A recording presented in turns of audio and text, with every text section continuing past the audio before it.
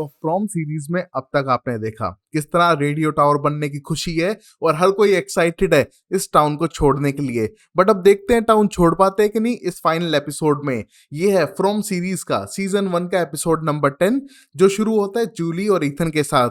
ये सुबह उठ चुके हैं और ईथन स्टोरी बना रहे हैं कि किस तरह वो वापस घर पहुंच गए हैं। बट तभी उनके घर पे धमाके से आता है जेड, उनकी इलेक्ट्रिसिटी प्रॉब्लम को सॉल्व करते हुए। यहाँ पर वो एक हेयर ड्रायर जो उनके साथ आया था उसे इस टाउन के बल्ब के अंदर लगा के ऑन कर देता है। ये हर कोई देख के सरप्राइज था कि डायरेक्टली तो वायर के अंदर इलेक्ट्रिसिटी नहीं है, बट बल्ब के पास इलेक्ट्रिसिटी थी बिना किसी वायर के, और अब ये हेयर ड्रायर को भी उससे कनेक्ट करके चला पा रहे थे। मतलब उन्हें सारे तारों को जोड़कर ऐसे ही लैंप के साथ कनेक्ट करना होगा जिससे वो इलेक्ट्रिसिटी लेकर अपनी बैटरीज को चार्ज कर सके। हर कोई एक्साइटेड और हैप्पी था और डाइनर में जाके सबको बताने लगते हैं कि किस तरह अब उन्हें इलेक्ट्रिसिटी के लिए वायर्स को कलेक्ट करना पड़ेगा। गाड़ियों से, बाकी इक्विपमेंट से जो लोग इस टाउन में लाए थे उन्हें हर किसी की हेल्प चाहिए और अब उन्हें साथ मिलकर काम करना पड़ेगा इस टाउन से निकलने के लिए। हर कोई एक्साइटेड था और वहां पर तार कलेक्ट करने के लिए जाने लगता है, जहां कैनी खुश होते हुए सीधा अपने ऑफिस में जाने लगता है और देख पाता है डोना को, जो उनके पास नहीं आई थी, और देख पाती है पूरे यूएसए का मैप जहां पर अलग अलग डायरेक्शंस और जगहों से वो सब लोग इस टाउन के अंदर आ गए थे और अब शायद उनके पास ऑप्शन है वापस जाने का। तो एक्साइटेड है बट डाउटफुल भी कि ये प्लेस उनको किसी तरह अट्रैक्ट करके अलग अलग जगहों से एक साथ ला चुकी है, तो यहाँ से निकलना इतना भी इजी नहीं होगा। बट होप फॉर बेस्ट ये कहने के बाद जाने लगती है और अब कैनी अपना ग्लोब लैंप लेकर सीधा जाता है क्रिस्टीन के पास उसे देने के लिए कि इसमें से भी वायर निकाल लो। ये उसकी पर्सनल इक्विपमेंट थी जो उसके साथ इस टाउन में आई थी।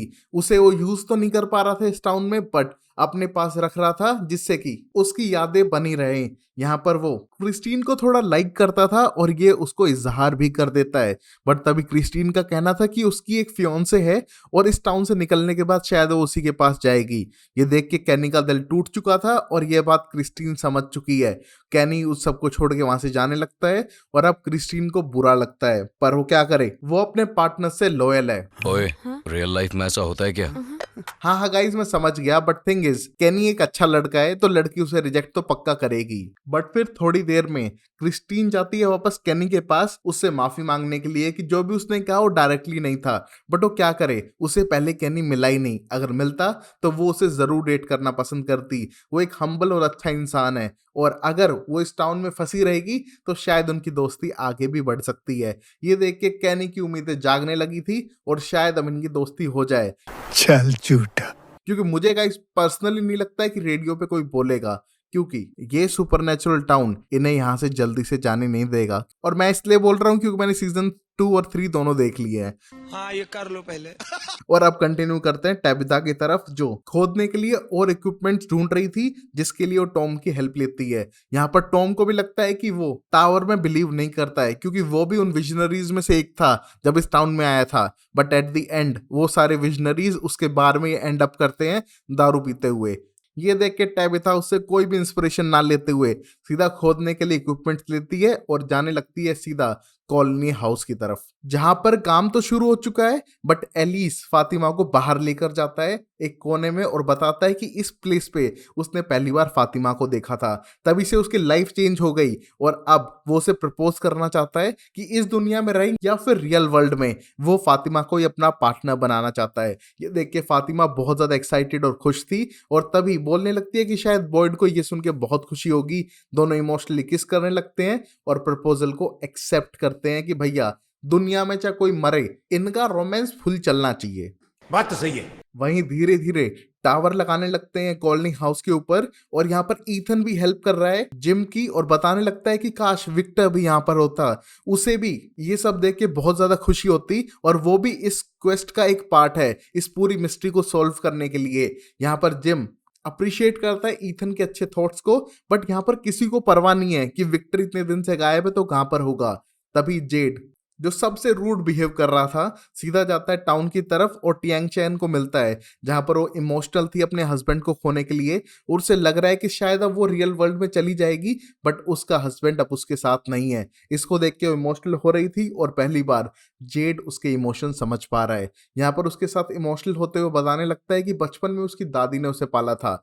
उनकी मौत के बाद वो यूएस आ गया अपने अंकल के पास, बट वो अपनी दादी को मिस कर रहा था जो फ्रांस में रहती थी, और वो उनसे फिर कभी नहीं मिल पाया। यहाँ पर टियांग चैन उसे पास बैठाकर प्रे करने लगती हैं, जिससे कि वो अच्छा फील करे, और उस अच्छी फीलिंग के साथ वो वापस आया था कॉलोनी हाउस में सबके लिए फ्रूट्स लेकर, जिससे हर कोई एक्साइटेड और हैप्पी रहे।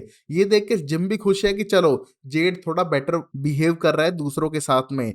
यहाँ पर अंदर जाके जेड सबको बताता है कि अगर किसी ने भी अच्छा काम नहीं किया तो बॉक्स में डाल देगा उसे, और तभी डोना उसे डांटती है सब कहने के लिए, क्योंकि किसी को भी पनिशमेंट नहीं मिलेगी, सब अपनी तरफ से काम कर रहे हैं। यहाँ पर बेल बजाते हुए सबको डिस्टर्ब करते हुए जेड सीधा टावर की तरफ बढ़ने लगता है, और वहां पर उन्हें नजर आता है एक तूफान जो उन्हीं की तरफ बढ़ते हुए आने लग रहा था। वहीं जिम रुकने वाला नहीं था इन तूफान के डर से, उसने रेडियो ऑन किया और वो चलने लगा। पहले स्टैटिक आ रहा था और बाद में रेडियो सिग्नल भी पकड़ रहा था अलग अलग चैनल्स पे, जिसको देख के हर कोई सेलिब्रेट करता है। और यहाँ पर टैबिथा किस करती है अपने हस्बैंड को उसकी इस ब्रेवरी और इस चांस के लिए।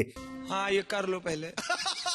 और तभी टैबिथा बताती है कि तुम इस प्लान पे काम करो, और वापस जाके खुदाई शुरू करेगी। यहाँ जिम टैबिथा को जाने देता है सीधा घर में खुदाई के लिए, जिसके बारे में उनने अब तक किसी को बताया नहीं था। वहीं तूफान भी उनकी तरफ बढ़ने लग रहा था, और हम देखते हैं बॉयड और सैरा को जो जंगल में सुबह उठते हैं और बहुत ज्यादा फ्रस्ट्रेटेड थे, क्योंकि उन्हें समझ नहीं आ रहा है कि टेंट के बाहर रात को वो कौन था जो उनको धक्के मार रहा था बार बार। यहीं पर सैरा बताने लगती है कि उसे कंफ्यूजन है, क्या इस टाउन के जानवरों को भी पता है कि वो इस दुनिया के अंदर फंसे हुए हैं। और उसका भाई नेथन का कहना था कि ये प्लेस उन्हें कंट्रोल करती है और मैनिपुलेट भी, उन्हें पसंद नहीं कि वो एक्सप्लोर करें। यहाँ बॉयड इन सब बातों से फ्रस्ट्रेट होकर बाहर निकलता है और देख पाता है कि चारों तरफ मकड़ी के जाले लगे हुए थे जो बहुत ज्यादा बड़े थे, और इसको देख के वो डर चुका है कि सच में यहाँ पर उस लेडी की वॉइस सही कह रही थी, इस टाउन में उन मॉन्स्टर से भी खतरनाक कुछ चीजें हैं। पर वो हार नहीं मानेगा, उसे लाइट वाली डायरेक्शन में जाना है जहां से उसको रात को लाइट नजर आई थी, और उसका साथ सैरा देगी। यहाँ पर सैरा डरी हुई है, उसे लगता है कि उसको पीछा नहीं करना चाहिए उस लाइट का, बट यहाँ बॉयड उसकी एक भी नहीं सुनता है। वो बोलता है इतनी दूर आ ही चुके हैं तो वो हार नहीं मानेंगे, वो लाइट तक पहुंचकर ही रहेंगे। यहाँ पर वो आगे बढ़ने लगते हैं, जहां पर सैरा का कहना था जो वॉइसेस उसे सुनाई दे रही हैं उनने उसे साफ मना किया आगे बढ़ने के लिए, और किसको मिस्टर फिश एंड लोव्स बुलाया था। यहाँ पर बॉयड का कहना था कि ये उसका निकनेम था आर्मी में, ये सिर्फ उसकी वाइफ और उसके बेटे को पता है। जिसकी वॉइस शायद उसे सुनाई दी वो उसकी वाइफ की आत्मा होगी, और तभी हलुसिनेट करने लगता है अपनी वाइफ के बारे में। यहाँ पर सैरा उसे संभालने की भी कोशिश करती है, बट वो गिर चुका था इन मकड़ी के जाले में, जहां पर मकड़ियां उसे बाइट कर रही है। सैरा उसे हेल्प करती है इन मकड़ी के जालों में से निकालने में, पर तब तक 3-4 मकड़ियों ने उसे बाइट कर लिया था। हम देख पाते हैं कि इन सब से वो डर चुके हैं, बट फिर भी हार नहीं मान रहे हैं। यहाँ धीरे धीरे आगे बढ़ने लगते हैं उस लाइट हाउस की तरफ जिसकी रोशनी बॉयड को नजर आई थी, बट तभी तूफान उन तक पहुंच चुका है, जिसे देख के बॉयड की अब उम्मीद टूटने लगती है। उसे समझ आ रहा था कि ये जगह उन्हें निकलने देने नहीं चाहती है, इसीलिए सब चीजें होने लग रही हैं, बट फिर भी वो हार नहीं मानेगा। इमोशनल होके बैठने लगता है थक हार के, और तभी सैरा उसे मोटिवेट करती है कि वो इतनी जल्दी हार नहीं माने, वो इस टाउन का लीडर बन चुका है, शायद वो कुछ कर ही दिखाए। यहाँ पर बॉयड अब आगे बढ़ने लगता है, बट उसकी तबीयत खराब हो रही थी, उसके इमोशंस उस पर हावी हो रहे थे। यहाँ पर वो चाहता है कि सैरा उसे छोड़ के आगे बढ़ती रहे, बट तभी सैरा को बोइन वाइट दिखने लगता है जो उसे बताता है कि नेथन सही कह रहा था, ये प्लेस गुस्सा हो चुकी है उनसे, और अगर उन्हें अपनी जान बचानी है तो उस पेड़ के अंदर चले जाए जो फार अवे ट्री था। यहाँ पर सैरा बॉयड को रिक्वेस्ट करते हुए उस ट्री के अंदर लेके जाती है, पर जैसे ही बॉयड ट्री के अंदर जाता है यहाँ पर वो टेलीपोर्ट हो चुका था एक छोटी सी चिमनी या फिर वेल के अंदर, फंस चुका है, बुरी तरह फंस चुका है और डर चुका है। सैरा उसके पीछे नहीं आई है, और ये देखकर वो समझ नहीं पा रहा है कि अब आगे करे क्या। वहीं पर टाउन में तूफान आने के बाद भी जिम ने स्टॉप नहीं किया है, बट डोना उसकी हेल्प करती है, ईथन को अंदर भेजती है जिससे कि बच्चे सेफ रहें। और तभी सुन पाती है एक आवाज जो रेडियो से आ रही थी। ये दोनों को एक्साइटेड करती है, डोना और जिम को। बट तभी वो वॉइस साफ करती है कि वो जिम मैथ्यू से बात कर रहे हैं, उसकी वाइफ को बोले कि वो खड्डा ना खोदे। ये देखकर वो एकदम सरप्राइज था कि इन सब के बारे में इन्हें कैसे पता। वो जल्दी से डोना को रेडियो सौंप के अपनी वाइफ की जान बचाने के लिए भागता है। वहीं पर उसके बच्चे कंफ्यूज थे, बट डोना उन दोनों को संभाल लेती है। तभी हम देख पाते हैं सारी लाइट्स बस्ट होती है और बहुत सारे लोगों को चोट भी लग चुकी थी इन बल्ब के बस्ट होने से। और यहीं पर अब रेडियो बंद हो चुका था। यह तूफान ने उनके प्लान कहीं ना कहीं रोक ही दिए थे। तभी हम टैबिथा को देख पाते हैं जो एक डेड एंड पे पहुंच चुकी है, और खोदते हुए वो गलती से एक पिट में गिर जाती है और पता चलता है कि ये पूरा लैंड अंदर से खोखला है।